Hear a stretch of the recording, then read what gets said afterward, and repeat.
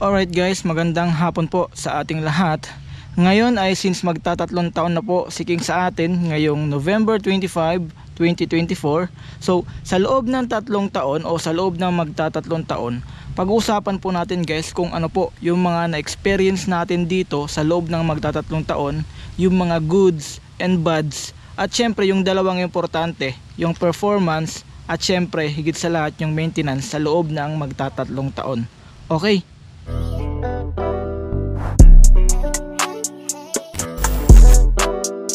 So yun guys, unang-una guys, magsimula po tayo sa performance. Siyempre para sa akin po, sa loob ng magtatatlong taon, sa performance, pagdating sa goods, wala po ako masabi dito sa motor na to, kundi napakaganda na itong performance na to. Hanggang ngayon, hindi pa talaga siya nag-iba. Okay, kumbaga, hindi pa siya humina o kumbaga wala pang may nagbago dito sa motor na to pagdating sa performance. Yung napansin ko lang dito guys, pag naglo-long ride ako, habang tumatagal kasi guys itong motor na to, habang tumatagal yung biyahe, mas gumaganda kasi yung performance niya. Kumbaga mas tumitining yung engine niya o yung takbo niya. Ayun yung napansin ko dito pagdating po sa performance. Pagdating naman po guys sa speed, hindi ka na ito ipapahiya pagdating sa speed. The way na pag ikaw ay mag-overtake, talagang hindi ka mabibitin kasi 'di ba may mga motor na pag ikaw ay mag-overtake, lalong-lalo na pag dalawang sasakyan yung overtakean mo, mag-aalanganin ka talaga, lalong-lalo na kung meron na siyang pasalubong. Ito, pag pinilit mo talaga na abutin talaga, ibibigay talaga na itong motor na to kung ano po yung hinahanap mo pagdating sa speed. Ayun po yung napansin ko dito, ayun po yung naranasan ko dito sa motor na to. Sa performance, goods, sa speed, malakas, hindi ka talaga nito ipapahiya. At pagdating naman po, balik tayo sa performance, sa loob na magtatatlong taon, hindi pa ako nito ipinahiya. Hindi pa tumirik na itong motor na to. Ilang beses na ako nag long ride sa Sulangan, sa Giwan, isang beses pa lang ako pumunta doon, pero kahit kailan hindi pa ito tumirik pagdating sa long ride. Pagdating naman po guys sa maintenance, ito yung isa sa pinaka mare-recommend ko pagdating sa performance, pagdating sa maintenance, pagdating po sa mga goods. Pagdating sa mga 150cc, pag yung hinahanap mo is low maintenance, siguro isa to sa mga maire-recommend ko sa inyo pagdating po sa mga low maintenance. Kasi po, kung hindi nyo po alam o maniwala po kayo sa hindi talaga to maaksaya sa maintenance. Kumbaga hindi siya magastos, kumbaga low maintenance po siya. Bakit ko po nasabi? Maniwala po kayo sa hindi guys, sa loob ng 3 years, since hindi pa ako nagka-problema dito sa engine niya, sa loob ng 3 years, yung maintenance routine ko lang dito sa motor na to, engine oil, oil filter, air filter, spark plug, at adjust sa kadena. Okay? Yung adjust sa kadena, pag every time na naglo-long ride ako, or kahit hindi long ride, basta once na binibirit mo or niraratrat mo tong motor na to, normal lang naman yun na luluwag yung kadena mo, 'di ba? Luluwag talaga yan kasi binibirit mo winawaswas mo kumbaga uurong yan ng ganun kasi inihila niya ng paganyan, kaya normal lang talaga na luluwag yan. Pagdating naman po sa sa engine oil, guys, kasi nung ginagamit ko nung una, yung X-Star, every 2,000 ako mag-change oil. Yung nag-try ko ng Motul, every 3,000, so ilang months yun, 'di ba? After Motul, nag-try naman ako ng Shell. Ngayon Shell yung gamit ko. Sa Shell every 2,500, sa Motul every 3,000, yung sa X-Star every 2,000. Yung iba, yung ginagawa 1,500 lang. Tapos yung sa air filter naman guys, every 1 year ata ako magpalit, or kahit hindi 1 year, basta once na alam mo yung parang pumapalya na yung motor mo, or hindi naman yung tumitirik, yung nachuchok na, doon ko napapansin na parang kailangan na talaga siyang palitan, or pinapacheck ko na yung air filter kung kailangan na talaga siyang palitan. Yan, combination niya ng spark plug. Sa spark plug naman guys, ganun din, pag the way na magchuchok na yung motor mo, or pansin mo nagiging malakas na sa gasolina, isa yan sa mga maintenance na kailangan mong gawin. Pagdating sa maintenance, yung mga kailangan mong palitan, yung air filter, yung spark plug, tsaka syempre yung ano, tawag nito, yung sa pagtotono ng karburador. Isa yan sa mga gagawin mo. Sa karburador, bihira lang naman kasi yan itono eh. Kumbaga, pag napapansin mo na hindi tono yung motor mo, wait lang, hindi tono yung motor mo, sumasayaw yung ano, yung RPM mo, hindi pumipirme dito sa may ano, sa may 1,500. Dapat maintain yan 1,500. 'Di ba? Tapos pag hindi yan maintain sa 1,500, tapos sumasayaw ng ganyan, ibig sabihin kailangan na yan itono. Okay? So sa loob na magtatatlong taon, ayan lang po yung mga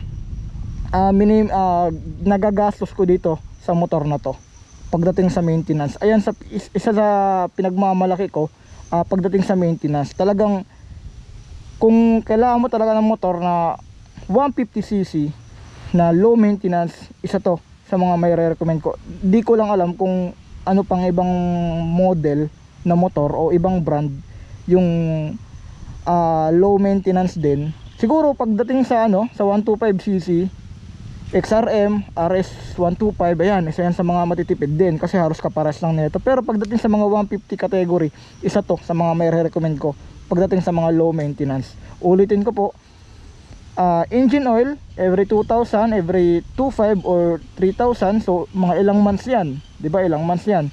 Kasabayan ng oil filter. Yung sa oil filter guys, hindi ko sinasabay sa pagpalit ng engine oil. Yung sa pagpapalit kasi guys ng oil filter, every pangalawa. Pero minsan yung iba, yung ginagawa kada palit ng engine oil, palit din ng oil filter. Ako every pangalawa kasi yun ay sabi ni Roel, okay lang naman daw yun, wala naman problema yung ganon. So sa engine oil, every 2,000, 2,500 or 3,000, so mga ilang months yan. Sa oil filter, every pangalawa. Sa spark plug, the way na mapapansin mo na parang mag-choke na yung motor mo. Tapos kasabayan ng air filter, tsaka sa pagtotono ng karburador. Tapos adjust ng kadena. Tapos yung sa gulong, ito matagal-tagal na rin to eh, itong gulong na to. Yung gulong na ito is CST. Nasabi ko na to dati sa mga vlog ko. Okay. Tapos dito naman guys, Maxxis. Ayan yung itsura nya. Nung nagpalit ako na ito, 31,141. Ngayon nasa ilan na? 31,940. So mga more than 700 na yung natakbo, or less than 700. So ito pa yung tsura nya, di ba? Napakakapal pa. So ayan lang po pagdating sa maintenance. Dito naman, isa yan sa mga pinapalitan ko, yung sa valve natin. Every 1 year estimate ko dito. Depende kung paano mo nilalaro yung silinyador mo. Kasi the way na nilalakasan mo yung rev, lumalakas yung siga ng valve mo kasi nakadirekta pa siya sa engine mo. So pagdating sa maintenance, goods. Okay, wala talaga ako masabi pagdating sa maintenance. Okay.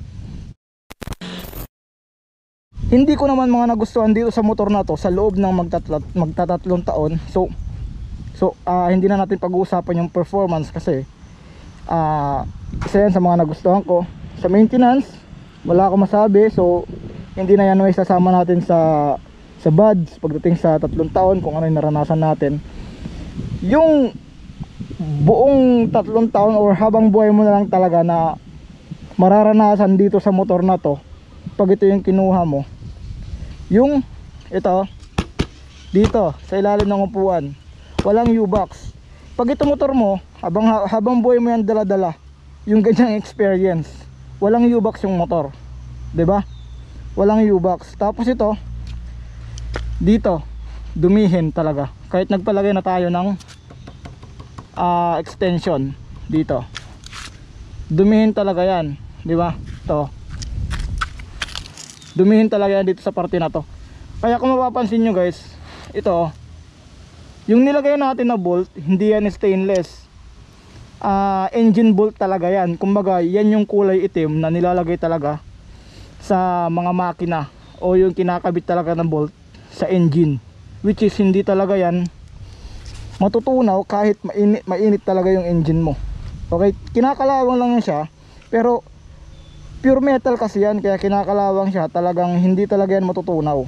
Okay, kahit anong init na motor, wag naman yung totally mainit talaga. Kasi, 'di ba? Pagdating sa engine, wala naman yung ganon talaga na super init talaga. So, kung ano lang yung init ng motor mo, kakayanin talaga ng bolt. Kaya nirecommend ko talaga na pinalagyan ko kay Ruel yung engine bolt, kasi ayun talaga yung nababagay. Kasi kung stainless, wala, malalaglag yan. Kasi yung stainless kasi pag umiinit, lumuluwag yan o lumalambot. Ayun lang yung pagkakalam ko sa stainless. Okay, so dito sa pagdating naman sa ano, yung sa dito sa suspension, dati akala ko yung lumalagotok dito sa suspension, sa front suspension, hindi pala, yun ay dito sa bearing. So pagdating naman sa bearing guys, magdedepende yan kung paano mo inaalagaan pagdating sa lubak yung motor mo. Kasi ako, may times talaga na hindi mo talaga maiwasan na malulubak ka. Buong akala ko dati nandito yung ingay o yung lagotok, which is nandito pala yon sa may bearing, kailangan na palitan. Pero sa loob ng 3 taon, isang beses pala ako nagpalit ng bearing sa motor na to isang beses pala ako nagpalit ng bearing dito pa lang sa kaliwa. Pag nakaharap ka ng paganyan, ito pa lang, dito banda, sa kabila wala pa, dito pa lang ako nagpalit. Dito naman sa rear, sabi ni Roel 3 bearing to dito, hindi pa ako nagpalit dito kahit isang beses. Tapos yung isa sa mga pinalitan ko sa loob ng 3 taon, ito pa lang yung brake pad dito sa likodan. Yung sa harapan stock pa yan, hindi pa yan natin pinalitan, 'di ba? Tapos dito naman sa kadena, linis lang talaga dito, kasi normal lang naman yan na dumihin talaga dito dito parte. Ito, tinanggal ko yung cover dito para nalilinisan ko siya na maayos, 'di ba? Para nalilinisan ko siya na maayos. Dito, kailangan mo to tanggalin.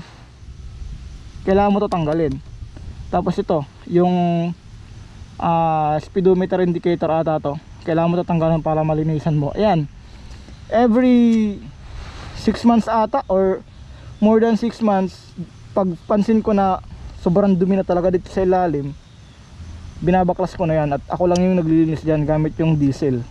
Nililinisan ko yung kadena, 'di ba?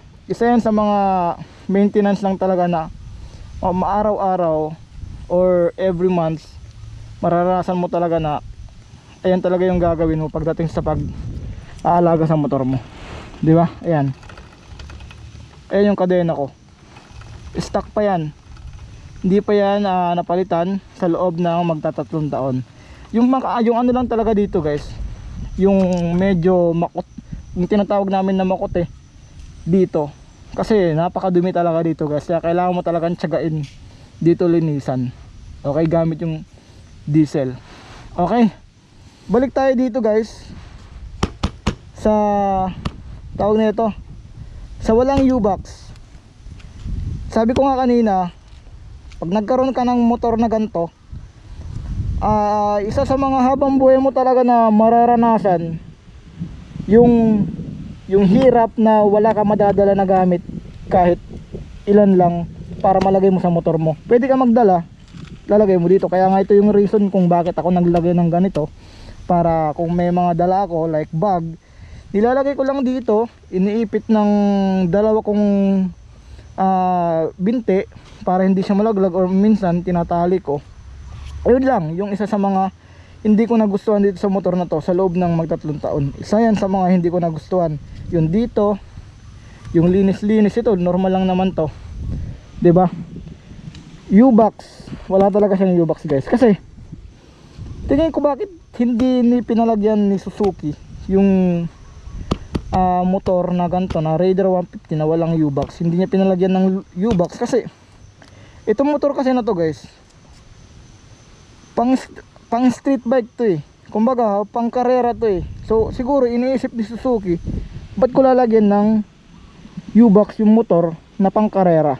Kumbaga dagdag timbang lang yan sa motor na to, 'di ba? Isa yan sa mga iniisip ko rin kung bakit hindi pinalagyan ni Suzuki ng U-box yung Raider 150, kasi pang karera talaga siya kumbaga pang drag race. So no need para lagyan ng U-box. So ikaw na talaga mag-a-adjust Maglalagay ka ng top box, maglalagay ka ng bag para may pang long ride ka kung hindi ka uuwi o mag-overnight ka. So ayun talaga yung ano mo, yung purpose mo dito. Kaya I suggest guys na ito yung pipiliin mong motor, dapat maraming beses mo pag-iisipan. Yung last guys na hindi ko nagustuhan dito sa motor na to, yung gas consumption. Wala kang ibang irereklamo dito sa motor na to kundi yung gas consumption lang, diba? Gas consumption, napakalakas na itong motor na to pagdating sa gasolina. 150cc, 4 valve, double overhead cam, diba? Saan ka 4 stroke, malakas talaga to sa motor, sa gasolina. Sorry, nasa motor, sorry. Sa motor tuloy. Sa gasolina guys, malakas talaga na ito. Super takaw na ito. 36 km or 35 km per liter sa long ride. Paano pa kaya pag sa city driving? Ito ikikwento ko lang guys. Nung nag-maxim ako, start 6 AM to 12 PM, yung 100 pesos ko ubos na, 'di ba? Pero kung uwi pasok sa trabaho, uwi, tawag nito yung 100 ko 3 days. Yun lang yun yung routine.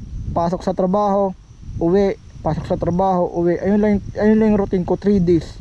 Yung 100 pesos. So nasa 1.8 liters yun, nasa 1.8, 1.7, depende kung ilang litro yung gasolina dun sa city na pinagtitirahan mo, diba? Pero dito sa amin 53, 54, nasa 1.8 yung 100. So dati pag nagmamaxim ako 6 AM to 12 PM, yung 100 ubos na, nagbiblink na talaga siya, diba?